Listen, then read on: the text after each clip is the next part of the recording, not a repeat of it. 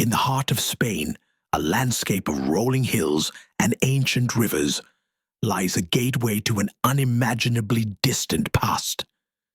This is the Atapuerca Archaeological Complex, a series of caves and chasms carved into limestone, holding a record of human history, stretching back well over 1 million years. It is a place of profound scientific discovery where the very soil whispers stories of our earliest ancestors, their lives, their struggles, and their triumphs. But within one of these caves, known as Gran Dolina, lies a chapter of our past so chilling, so stark in its revelation that it forces us to confront a version of our origins far removed from any comforting narrative. This is not a story of primitive nobility or heartwarming beginnings. It is a story told in bone and stone of a species on the precipice of humanity and of a hunger that knew no taboo. The year is 850,000 BC.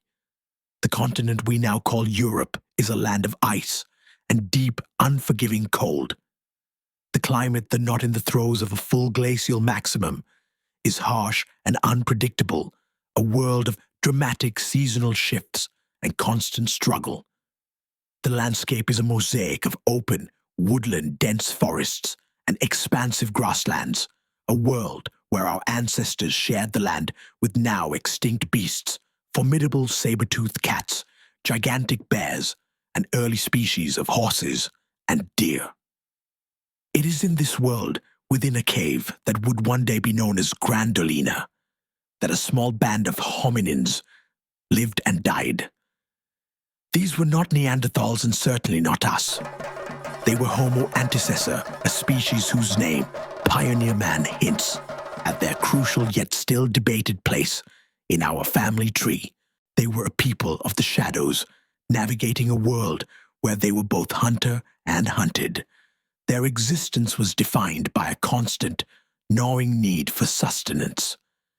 A successful hunt was a moment of fleeting security, a failed one, a harbinger of starvation. The cave of Gran Dolina served as their hearth, their shelter a place where the flickering light of fire provided a fragile barrier against the encroaching darkness and the predators that stalked the night.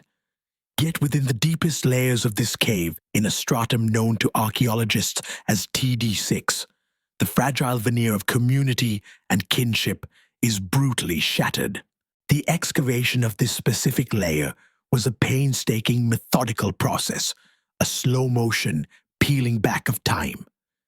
Archaeologists led by a team of Spanish scientists, including José María Bermúdez de Castro and Juan Luis Arzuaga, carefully sifted through the compacted earth layer by layer, unearthing thousands of stone tools, animal bones, and most crucially, the fossilized fragments of human ancestors.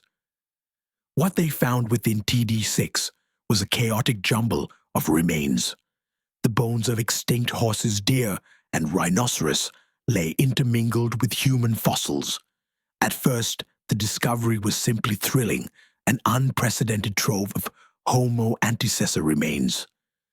But as the pieces were cleaned, catalogued, and analyzed under powerful microscopes, a horrifying pattern began to emerge. These were not the bones of individuals who had died peacefully and been buried. The human fossils belonging to at least 11 individuals were in a state of utter disarray. Many of the long bones had been shattered, their ends bearing the telltale signs of percussion marks, blows from a stone hammer to break them open. Others were covered in a network of fine, linear incisions, cut marks precisely placed to strip muscle and flesh from the bone. These marks were not random. They were concentrated around joints and on the shafts of bones, exactly where a skilled butcher would work to disarticulate and deflesh a carcass. What made the discovery particularly devastating was the age profile of the victims. A significant number of the bones belonged to children and adolescent individuals no older than 15, some as young as 3. These were the most vulnerable members of the group, their small bones bearing the same grim marks of butchery as the adults. The evidence was undeniable and utterly chilling. The children of Gran Dolina had been processed and consumed. This was not a symbolic act or a funerary rite. This was a methodical, almost industrial act of cannibalism, a cold and pragmatic response to the relentless demands of a primordial world. The people of Gran Dolina, it seemed, had turned on their own or on a neighboring group and, in a final act of desperation, had treated their kin with the same brutal efficiency they reserved for their animal prey. The story of the Gran Dolina children is not one of conjecture, but of forensic certainty. The archaeologists who unearthed the TD6 layer were more than just diggers. They were detectives meticulously analyzing every fragment for clues. Under the cold, harsh light of a laboratory, the small fossilized bones revealed their secrets. The team, led by Dr. Jose Maria Bermudez de Castro, brought to bear the full weight of modern scientific techniques, and the conclusions they reached were as inescapable as they were horrifying. The cut marks visible to the naked eye, but fully understood under a microscope, were made by the serrated edges of flint tools, the same tools found scattered throughout the same layer of sediment. These marks were not a single random slice, but a series of deliberate strokes. They followed the natural lines of the body, tracing the attachment points of tendons and muscles exactly where one would make incisions to dismember a carcass. The precision was breathtakingly chilling. The bones of the fingers, the jaws, the ribs all bore these telltale signs, evidence of a thorough and systematic defleshing of the entire body. But it was the comparison to the other bones in the cave that sealed the case. Interspersed with the human remains were the bones of large animals, the very creatures Homo antecessor would have hunted. Red deer, wild sheep, and horses were all represented, and their skeletons too showed the unmistakable signs of butchery. Crucially, the patterns of cut marks and percussion marks on the animal bones were identical to those on the human bones. The same techniques were used to disarticulate a horse leg and a human leg. The same forceful blows were applied to a deer femur and a human femur to access the rich marrow within. There was no difference in treatment, no sign of reverence or special handling for their own kind. This evidence directly challenged any notion of a ritualistic or ceremonial motive. Ritualistic defleshing seen in some historical cultures typically involves a different set of marks, often less thorough, and not accompanied by the breaking of bones for marrow. The actions at Gran Dolina were purely utilitarian. The individuals were treated as a food source, a form of protein and fat, no different from the megafauna they stalked. This was a form of nutritional cannibalism, a grim pragmatic choice made in a world where survival was a daily struggle. The age profile of the remains added another layer of grim detail. Out of the 11 individuals identified, none were older than 15. The group was composed almost entirely of children and adolescents. While it's possible that this represents a specific social structure or a targeted act against a rival group's young, it also points to a profound vulnerability. It is easier to overcome the resistance of a child than a full-grown adult. The lack of older individuals among the victims suggests they were not a family group that perished together, but rather a targeted selection from a larger population. Was this an act of violence against a rival community, or a desperate choice made within their own group?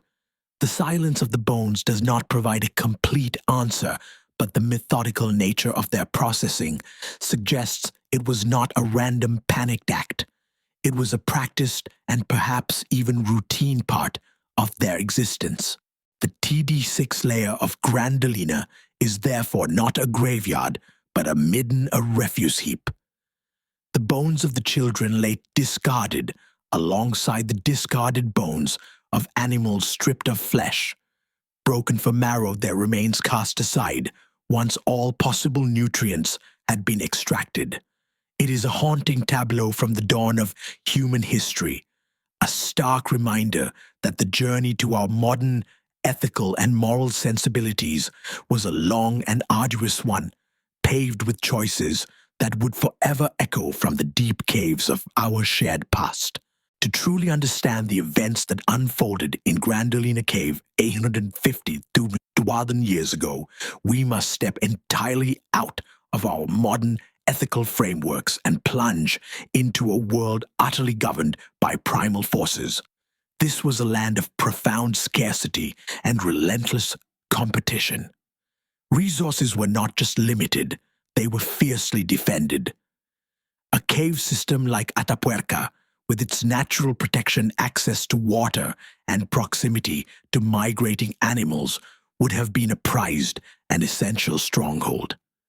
In such a world, a neighboring band of hominins was not just a fellow group of people. They were a rival, a competitor for the same scarce food and shelter. The cannibalism at Gran Dolina, therefore, can be viewed through two intertwined lenses of survival. The first, and most evident, is a nutritional necessity. A difficult winter, a long period of drought, or the sudden failure of a hunt could push a group to the brink of starvation. In such dire circumstances, human flesh, particularly that of children and adolescents who might be easier to subdue, would have represented a viable, high-quality source of protein and fat. The evidence from the bones, the painstaking extraction of marrow from every available bone, the thorough scraping of meat from the smallest fragments, suggests a hunger so profound it overrode all other considerations. This was not a symbolic act, but a grim, pragmatic one of survival. The children of the other group, or perhaps even their own, became a resource to be exploited, a final desperate meal to keep the tribe from extinction. The second lens through which to view these events is that of territorial defense. The act of consuming one's rivals, particularly their children, is one of the most powerful and brutal messages a group could send.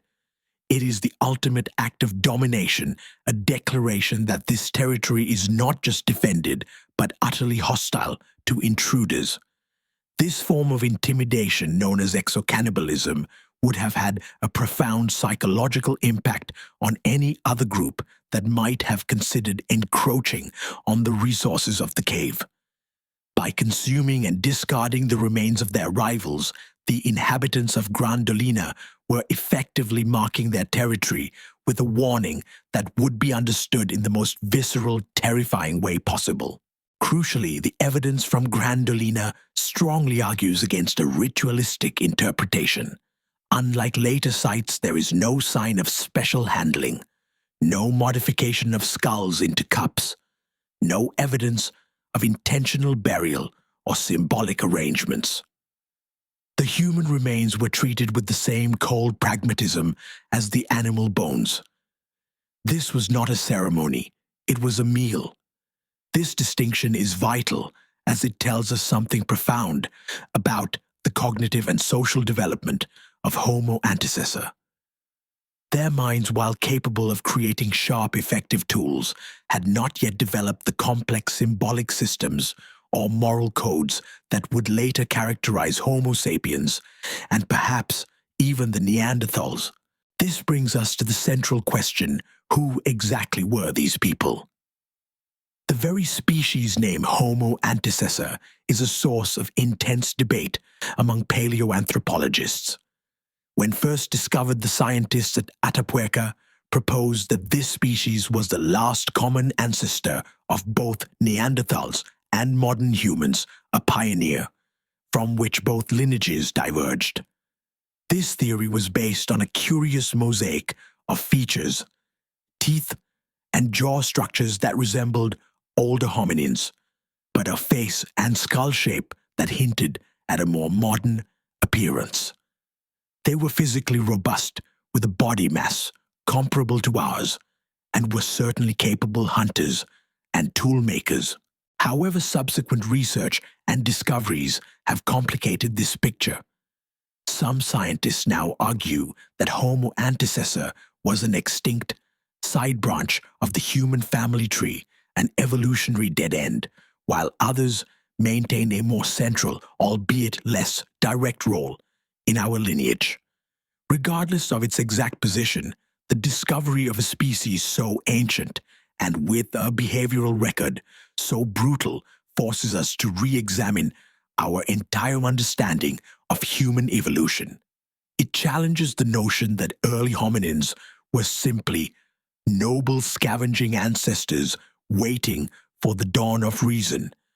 Instead, it presents a picture of a species already capable of complex and chillingly pragmatic violence, a species surviving on the very edge of existence where the line between what is human and what is animal was still very much a matter of life and death. The silent shattered bones of the Gran Dolina children speak not of a monster but of an ancestor, a ghost from our deep past, whose actions still echo with a profound and unsettling truth. The grim tableau from Gran Dolina doesn't just reveal a single horrifying event, it offers a profound and challenging window into the deep chasm of time that separates us from our ancient ancestors. The discovery of cannibalism among Homo antecessor forces us to reconsider the very nature of our lineage and the long, arduous journey that led us to the complex, empathetic creatures we are today. Our origin story is not a fairy tale of gentle, cooperative hominins slowly evolving towards a higher moral purpose. Instead, it seems to have been a struggle for existence so fierce that it blurred the lines between self and other, between kin and prey. This discovery is a stark and uncomfortable reminder that empathy, compassion, and the universal taboo against cannibalism are not innate, but are hard-won products of human cultural and social evolution. The people of Gran Dolina, operating within the constraints of their environment and their cognitive development, appear to have lacked the intricate social structures and moral codes that would later define us. For them, a deceased member of a rival group, or perhaps even their own, may have been viewed less through a lens of mourning and more as a resource to be harvested, a source of life, in a world where death was an ever-present threat. The archaeological record suggests a profound disconnect between the humanity of the act and the practical, almost animalistic nature of its execution. This journey from the pragmatism of Gran Dolina to the ritualistic and perhaps more symbolically complex cannibalism of later Homo sapiens at sites like Gough's Cave, and ultimately to the universal condemnation of the act, is one of the most significant and least understood transformations in our history. It speaks to an evolution not just of our bodies and brains, but of our very sense of self and our relationship with others. The ability to mourn, to bury, and to revere the dead is a hallmark of modern human thought. It signifies an awareness of mortality, a capacity for abstract belief, and a social cohesion that extends beyond simple survival. The fact that Homo antecessor seems to have lacked this speaks volumes about the chasm that still exists between their minds and our own. The narrative of Gran Dolina also serves as a crucial corrective to the idea of human evolution as a smooth, linear progression. It underscores the messy, often contradictory nature of our past. Early hominins were not simply less evolved versions of us. They were unique species, each with their own set of adaptations and behaviors, some of which were evolutionary dead ends. Whether Homo antecessor was a direct ancestor or a distant cousin, its story is a vital part of our shared heritage, a reminder that the human family tree is a tangled and branching affair, not a single straight line. The silent fractured bones of the children of Gran Dolina whisper a powerful truth that the very essence of what makes us human, our empathy, our moral complexity, our respect for the deceased, was forged in the crucible of extreme hardship. It was not a gift bestowed upon us, but a quality we had to earn, building it brick by brick over hundreds of thousands of years. The enduring mystery of these ancient hominins lies not just in their brutal acts, but in the ultimate triumph of a lineage that would eventually move beyond such desperate measures, creating a world where the horror of Gran Dolina is no longer a reality, but a chilling and vital lesson from a time long past. The cave, once a site of unimaginable violence, is now a cathedral of knowledge, its silent walls echoing with a story that challenges and informs our understanding of who we are and how far we have come. The Gran Dolina cave stands today as a silent limestone monument to 1,000,000 years of natural history. Its labyrinthine passages, once a precarious sanctuary for ancient hominins, are now a protected site, a place where the air is still, and the whispers of the past are only audible to those who know how to listen. The TD6 layer meticulously excavated, and now a part of the scientific record, no longer holds its grim secrets. Instead, the fragmented bones of Homo antecessor rest in a controlled laboratory environment, each piece a testament to a life lived and a death endured in a world we can barely comprehend. What these fossilized fragments represent is a stark and unvarnished truth about our origins. For the children of Gran Dolina, there were no final rites, no mournful farewells, no sacred places of rest. Their bodies were resources, their lives a fleeting measure of warmth and energy against the relentless cold. This story, so far removed from our modern sensibilities, is not an anomaly in the vast tapestry of our evolutionary history, but a reminder of the raw, unfiltered reality of existence for much of our past. It stands as a chilling counterpoint to the romanticized narratives of human beginnings, a testament to the extraordinary journey our species has taken from the brink of oblivion. The enduring legacy of Gran Dolina is not one of condemnation, but of profound appreciation. It is a mirror held up to our present, reflecting the immense distance we have traveled as a species, our capacity for empathy, our complex social structures, our deeply ingrained taboos against violence and consumption of our own kind. All of these are the hard-won fruits of hundreds of thousands of years of social and cultural evolution.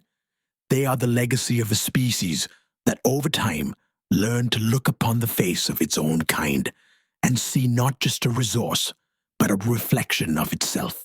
The bones of Homo antecessor are more than just a scientific curiosity. They are a powerful haunting echo from a time when the human family was still defining itself, a time when the boundaries of morality were still unwritten.